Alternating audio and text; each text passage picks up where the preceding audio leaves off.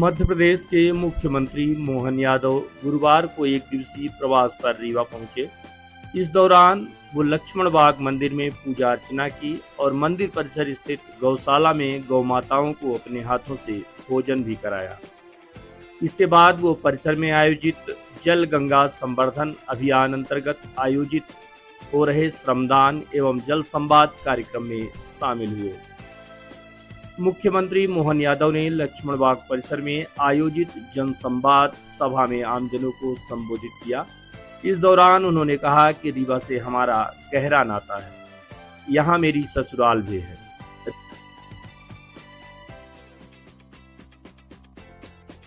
रीवा हमारी संस्कृति को बचाने का अनुपम स्थल है। यहाँ भगवान राम ने अयोध्या से आकर 11 साल विंध्य क्षेत्र में गुजारे। उन्होंने कहा कि चित्रकूट के जंगल में यदि कोई भूल से चला जाए तो भूखों नहीं मर सकता। उन्होंने कहा कि जन जन में यह भाव पैदा हो कि हमारे जो भी जल स्रोत हैं उनका संरक्षण किया जाए। सभी पुरानी जल संरचनाओं को संभालने की जिम्मेदारी हमारी है। रीवा में जो भी पुरानी जल संरचना है उसके लिए जो भी जरूरत होगी वो बताया जाए, सरकार उसे पूरा करेगी। जहाँ भी नदी किनारे जल संरक्षण की पुरानी संरचनाएं बनी हैं उन्हें संरक्षित करने का काम हमारी सरकार करेगी। उन्होंने कहा कि गौ माताओं के लिए 20 रुपए की जगह अब 40 रुपए दिया जाएगा।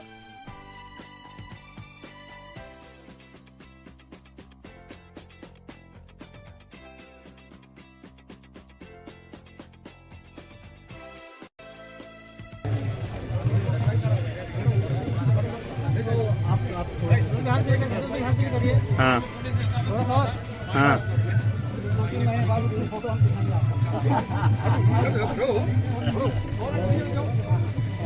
भैया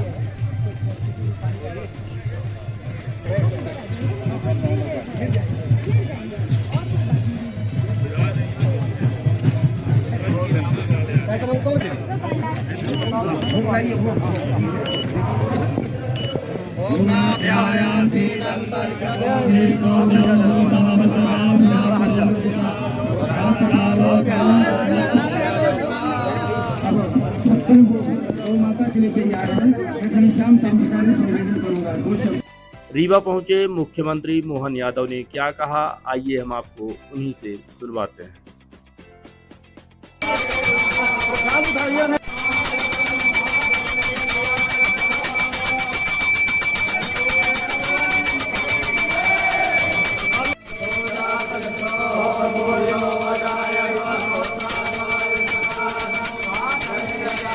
हमने अपने प्रदेश में सभी प्रकार के विषयों को, खास करके सनातन धर्म की सारी हमारी अपनी जिनकी मान्यता थी, काल के प्रवाह में पुरानी सरकारों ने उसको भुलाने का प्रयास किया था, लेकिन हम सबको स्मरण कर रहे हैं। सिद्धार्थ भाई, आप भी मेरे को कुछ बता रहे थे। निश्चित रूप से आप और हम सब मिलकर के जो आप पाठ्यक्रम की दृष्टि से बताओगे, हम सब कुछ लाएंगे। और खासकर संस्कृत के लिए तो देवभाषा है, इसकी चिंता तो करना हमारा सबका फर्ज है।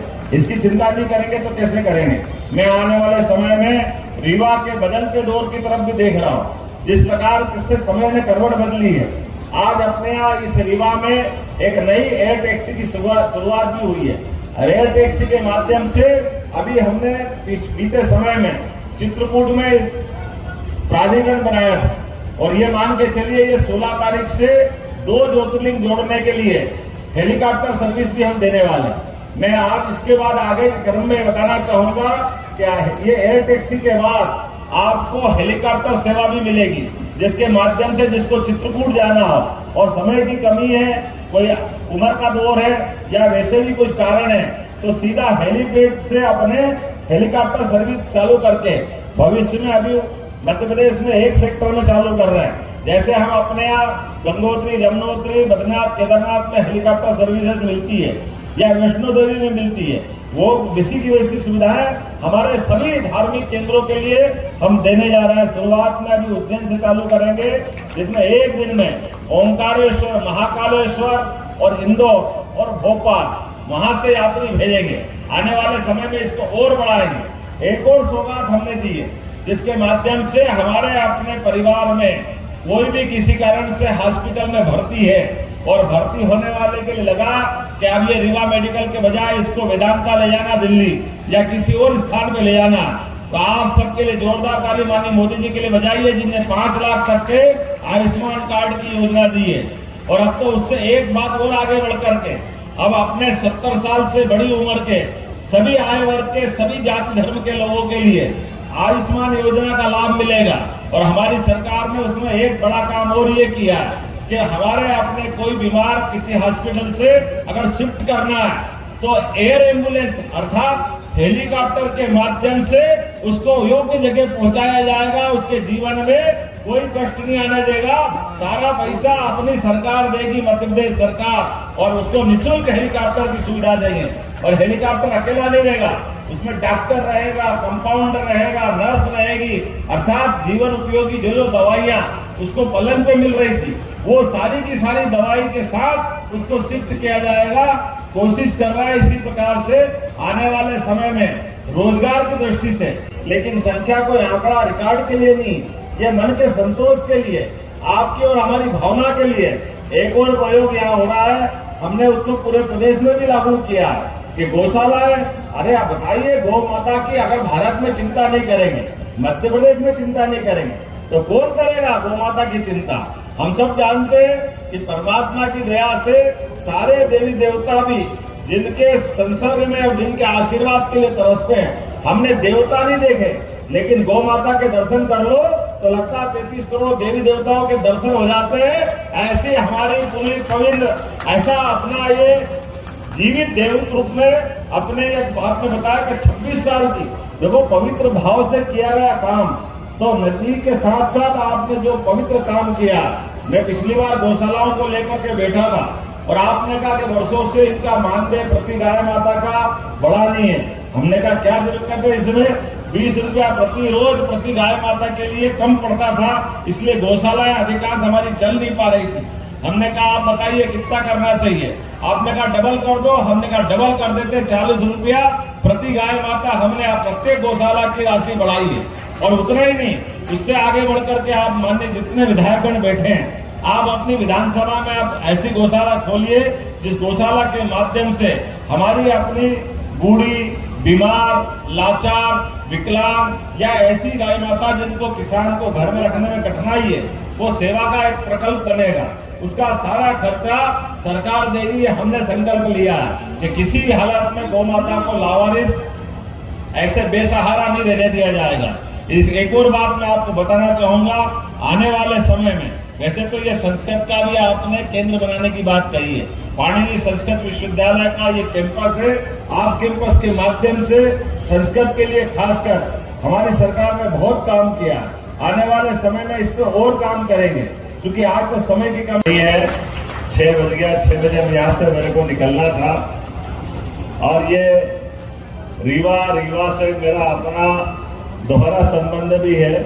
रीवा मेरी ससुराल भी है और रीवा हमारा अपना संस्कृति को बचाने का अनुपम देन है। जहाँ भगवान राम ने अयोध्या से आकर 11 साल जहाँ विंध्य क्षेत्र में गुजारे, इसलिए आप सबको प्रणाम करता हूँ। ऐसा लगता है ऐसी पवित्र धरती का जो आनंद है, वहाँ जहाँ भगवान राम ने इसका सिलेक्शन किया होगा, वो दौर याद करें तो ऐसा माना जाता है कि आज भी चित्रकूट और आसपास के वनांचल में कोई व्यक्ति भूल से जंगल में चला जाए तो भूखे नहीं मर सकता। ये परमात्मा की कृपा। और यहाँ इस लक्ष्मण बाग के अंदर तो आपने इसकी विशेषता बताई है, चारों धाम करके आ जाए, लेकिन हमारे इस स्थान पे अगर नहीं आए तो लगता है यात्रा फलीभूत नहीं हुई, यात्रा में कुछ कमी रह गई। मैं उम्मीद करता हूँ कि ये प्रत्येक एक तरह से 4 धाम की आपने बात कही है। मैं तो ये मान के चलता हूँ कि जीवन के चारों चरण हमारे अपने ब्रह्मचर्य, युवा, वानप्रस्थ और संन्यास, सारे आश्रम की पूर्णता का स्थान हमारा ये लक्ष्मण बाग है, जो पूरा जीवन पूरा कर देता है। तो धन्य मानता हूँ। और सच्चे अर्थों में मंदिर की परिसर की कल्पना ये की गई। मंदिर का परिसर केवल देवस्थान का देवालय नहीं, देवस्थान का देवालय भगवान जहाँ विराजते हैं, वो गर्भगृह तो बहुत छोटा सा 15 बाय 15, 10 बाय 10 का छोटा सा कक्ष होता है, लेकिन सच्चे अर्थों में मंदिर का मतलब ही है मंदिर में गौशाला हो, मंदिर में पाठशाला हो, मंदिर में जल का एक अच्छा केंद्र होना चाहिए, मंदिर में वनस्पति हो, पौधशाला हो और मंदिर में वो सारी चीजों की कल्पना की गई है जो जीवन के लिए नितांत आवश्यक है। इसीलिए हमारे देवस्थान कोई छोटे मोटे ऐसे स्थान नहीं है, बड़े से बड़े आप अपने यहाँ चिदम्बरम का मंदिर देखें, रामेश्वरम का मंदिर देखें, उज्जैन का बाबा महाकाल का मंदिर का केंद्र देखें। हमारे मंदिर के अंदर एक नगर संस्कृति, हमारी सिंधु घाटी सभ्यता की सारी भावना है, सनातन धर्म की सारी आवश्यकता उसमें रहती है और हम सबके त्योहार भी ऐसे ही है और त्योहारों को ऋतुओं के साथ जोड़ाया गया। हमारी अपनी सरकार के लिए जोरदार तालियां बजाएं जलगंगा संरक्षण अभियान के माध्यम से दिन मना करके, जैसे पर्यावरण दिवस मनाया 5 जून का और लगता पूरा काम हो गया। हमने कहा पर्यावरण दिवस से काम नहीं चलेगा, पर्यावरण दिवस 5 जून का, लेकिन अपने देश में तो गंगा जी के आने के बाद देश की दशा बदली है और गंगा जी का भागीरथ की तपस्या और उनके पूरे परिवार की, जिस प्रकार से गंगा जी ने हमारे देश में, कोई दुनिया में किसी और जगह रहता होगा लेकिन भारत अगर आए तो विदेश के लोग भी कहते केवल गंगा जल लिया ना, आदमी शरीर छोड़ता है तो 2 बूंद गंगा जल अगर डाल दो लगता है उसका पूरा जीवन धन्य हो जाता। ऐसी पवित्र माँ गंगा जो सभी नदियों की उद्गम माता के माने से हम मान सकते हैं। मैं आज इस अवसर पर हमारी सरकार ने 5 जून से 16 जून गंगा दशमी तक लगातार ये जो जलगंगा अभियान चालू किया है, इसके पीछे भाव ये है कि हर जन जन के मन में भाव आए कि हमारे जल स्रोत का स्थान बने। इतना अच्छा लगा, बावड़ी का स्थान देखा, आनंद आ गया, जोरदार ताली बजाओ आप सबके अपने आप के लिए। तैयार हुआ, केवल ध्यान दिलाने की आवश्यकता थी। मैं प्रशासन को आपके माध्यम से कहूंगा कि यहाँ ये स्रोत तो है ही, आपके रीवा के अंदर जो भी ऐसे जल स्रोत हो उनमें किसी बात की आवश्यकता होगी सरकार पैसा देगी, लेकिन ये सारे पुरानी जल संरचनाओं को संभालने की जवाबदारी हमारी है। पूरे प्रदेश में हम अभियान चला रहे हैं, कोई तालाब, कोई नदी, कोई नहर जहां पुराने ऐसे प्राचीन पुरातत्व की, प्रमाण की अच्छी संरचनाएं बनी हुई, उसका ध्यान रखना ये हमारी जवाबदारी है। और एक आपने बिछिया नदी का, अपनी स्वच्छता तो प्रतीकात्मक होती है, लेकिन प्रतीकात्मक के साथ में जो यहाँ से ये सहायक नदी है, मूल नदी बीहर है, उससे मिलकर के जो जल स्रोत आपने अपन ने जो शुरू किया है, मैं उम्मीद कर रहा हूँ प्रदेश भर में 212 नदियां हैं जिनका हमने अभियान हाथ में लिया है। 55 जिलों के अंदर 3676 करोड़ की राशि से।